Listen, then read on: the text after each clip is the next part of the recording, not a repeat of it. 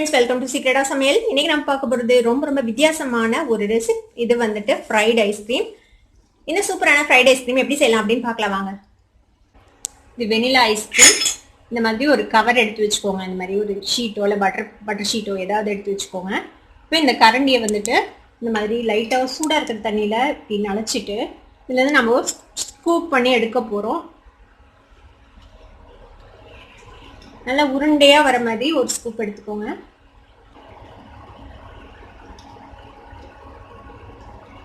அதே மாதிரி நம்ம இன்னொரு ஸ்கூப் எடுத்துக்கலாம். இப்போ 2 ஸ்கூப் ஐஸ்கிரீம் எடுத்து வச்சுட்டு இதை வந்துட்டு ஃப்ரீசர்ல ஒரு 2 மணி நேரம் இதை செட் பண்ண போறோம். நல்லா ஃப்ரீசரோட டெம்பரேச்சர் வந்துட்டு நல்லா குறைச்சி வச்சுடுங்க. அப்பனா சீக்கிரமா ஃப்ரீஸ் ஆகிறதுக்காக இது ஒரு 2 மணி நேரம் நம்ம ஃப்ரீஸ் பண்ண போறோம். கொஞ்சமா கார்ன் ஃபிளேக்ஸ் எடுத்து வச்சிருக்கேன். இந்த மாதிரி இதை வந்துட்டு நம்ம மிக்சியில போட்டு ஒரு கோர்ஸான பவுடரா பண்ணிக்க போறோம். இது வந்துட்டு ஒரு 3 டீஸ்பூன் அளவுக்கு மைதா மாவு. இதுல வந்துட்டு தண்ணி விட்டு நம்ம ஒரு திக்கான பேட்டரா நம்ம கரைச்சிக்க போறோம். கொஞ்சமா தண்ணி விட்டு இது வந்துட்டு மிக்ஸ் பண்ணிக்கலாம்.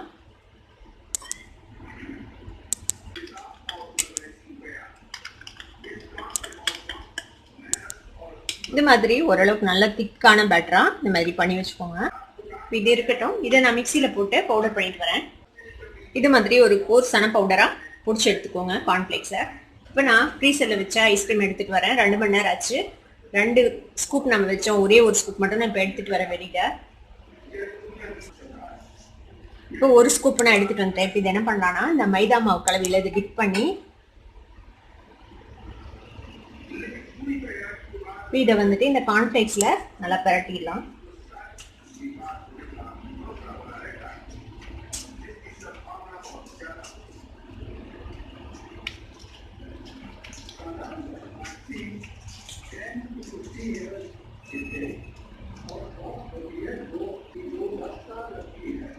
இது மாதிரி நல்லா எல்லா பக்கமும் கோட் ஆயிடும். இப்போ திருப்பியும் நம்ம இதை தூக்கிட்டு போய் ஃப்ரீசர்ல வைக்க போறோம்.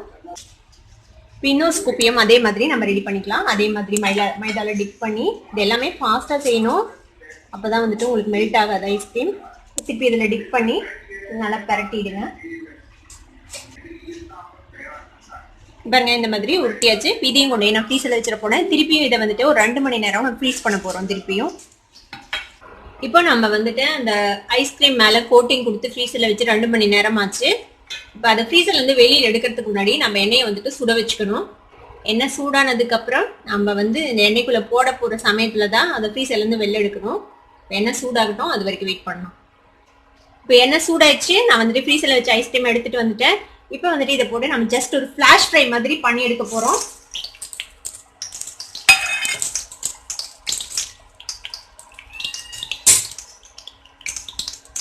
ஜஸ்ட் அந்த அவுட்டர் லேயர் மட்டும் தான் கிறிஸ்ப் ஆகணும். உள்ள இருக்கிற ஐஸ்கிரீம் வந்துட்டு உருகக்கூடாது. அவ்வளவுதான் நமக்கு வேணும்.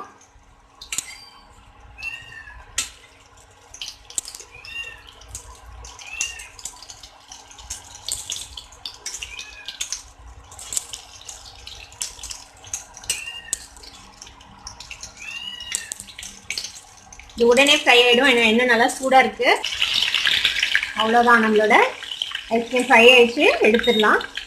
இதுக்கு மேல விட்டீங்கன்னா ஐஸ்கிரீம் வந்து பர்ஸ்ட் ஆகி எண்ணெய்க்குள்ள போயிடும். எடுத்துடலாம் நம்மளோட ஐஸ்கிரீமை. இப்போ இதுக்கு மேல நம்ம வந்துட்டு சாக்லேட் சாஸ் வந்துட்டு ட்ரிசில் பண்ணிடலாம். மேல கொஞ்சமா நட்ஸ் போட்டுருங்க.